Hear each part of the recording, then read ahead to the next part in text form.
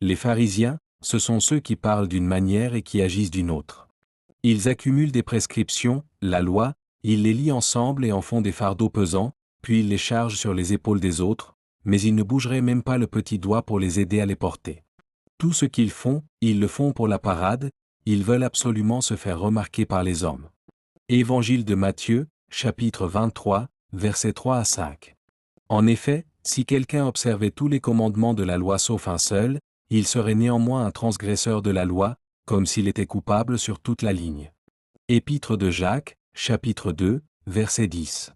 D'autre part, je vous préviens une fois de plus que tout homme qui se soumet à ce rite, les règles qui se trouvent dans la loi, s'engage par là à respecter toutes les autres prescriptions. Il est donc tenu d'observer sans exception la loi tout entière. Mais si c'est à la loi que vous demandez de vous conduire à la vraie vie, vous n'avez plus rien de commun avec le Christ. Si vous voulez gagner l'approbation divine et être déclaré juste par vos efforts et vos œuvres, vous vous coupez de la communion avec le Christ, vous quittez le domaine de la grâce de Dieu. Pour nous, fortifiés par l'Esprit, c'est par la foi que nous espérons être déclarés justes. Oui, une parfaite justice nous sera accordée parce que nous avons placé notre confiance en Jésus-Christ. C'est là notre espérance, et l'Esprit la confirme en nous.